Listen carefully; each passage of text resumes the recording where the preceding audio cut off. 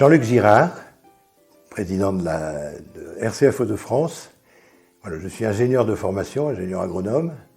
J'ai 73 ans, 7 enfants et 23 petits-enfants.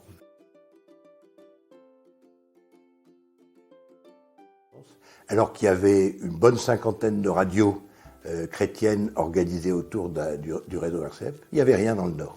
Il y avait une tentative autour des années 2000, mais qui n'a pas abouti. Donc c'est un noyau de quelques chrétiens de la métropole lilloise qui, autour des années 2002-2003, a pris les choses en main et a dit il faut qu'on crée quelque chose. Alors, on avait d'ailleurs une idée un peu folle de dire on va créer une radio pour la région. Hein. On ne sait pas qu'il existe d'autres réseaux, une radio chrétienne, un petit peu sur le modèle de la radio qui était à Paris, qui s'appelle Radio Notre-Dame. Voilà.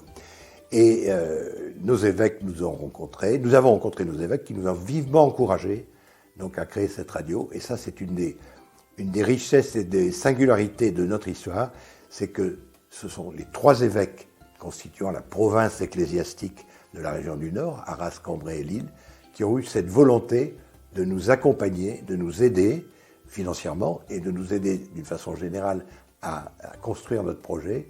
Et ça, c'est quelque chose qu'on n'oubliera jamais, parce qu'on s'est senti vraiment porté, soutenu. On a démarré avec une feuille blanche et un crayon. Hein. Je ne savais pas du tout ce que c'était que la radio, je vous le dis tout de suite. Moi, je ne savais pas du tout ce que c'était que la radio. Mais en tout cas, ça nous a beaucoup animés, beaucoup passionnés, et on a réussi à créer timidement d'abord à Douai, dans une ancienne école, une petite fréquence qui était d'ailleurs d'une qualité assez médiocre, autour de 200 000 habitants. Voilà.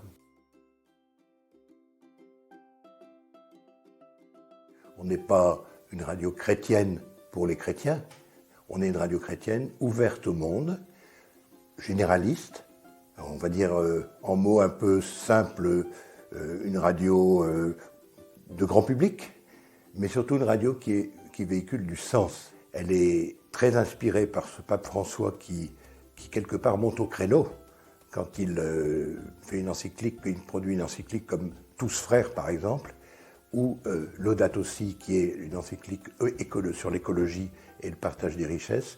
C'est quelque chose que tout le monde peut entendre, c'est quelque chose qui contribue à la fois à peut-être apaiser certaines tensions, mais surtout qui nous font prendre conscience que le monde de demain, s'il n'est pas pris en charge aujourd'hui dans sa profonde transformation, notamment dans la question de la fraternité, de l'humanité, de la solidarité, du partage en général des richesses et des ressources, c'est un monde qui n'ira pas bien et qui n'ira que peut-être pas à la catastrophe totale, mais qui ira dans un désordre qui est insupportable pour les hommes.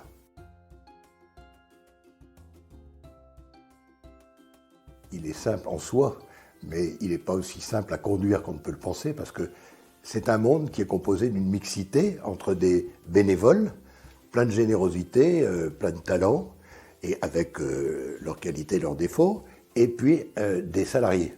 Donc déjà, dans la notion de gouvernance de l'ensemble, vous n'avez pas la même relation avec des bénévoles qu'avec des salariés. Quelque part, avec les salariés, il y a un contrat, une espèce de subordination au sens noble du terme, et avec les bénévoles, il y a une envie de partager quelque chose en l'organisant le mieux possible, mais avec le fait que chaque bénévole a un petit peu sa personnalité et qu'il faut l'amener quelque part à rentrer dans un cadre bien compris pour faire quelque chose qui convienne en termes de production et d'image de la radio, mais cette diversité fait qu'il faut absolument que le directeur et le président fonctionnent dans un tandem bien compris, un tandem, je dirais, gagnant.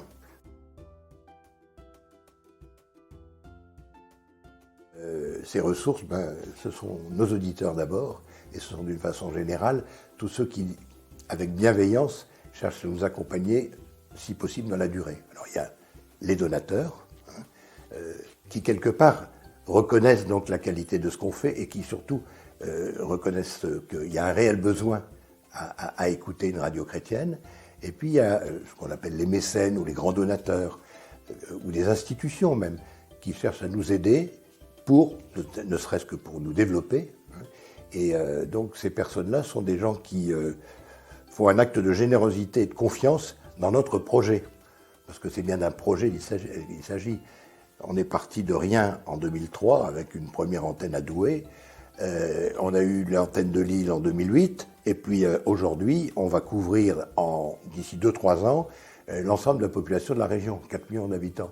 On est compte que ça, c'est une espèce de montée en flèche et en développement qui est assez exceptionnelle et qui demande presque, je dirais, une conduite, pourquoi je dis pas non, qui demande une conduite d'entreprise.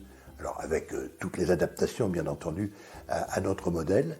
Donc voilà, et c'est quand je vais voir des mécènes, des gens qui sont prêts à, je dirais, à investir pour nous, hein, dans une partie de notre projet, ben, je dois leur défendre et leur prouver que notre projet est crédible, qu'il est légitime et que, surtout, on le conduit.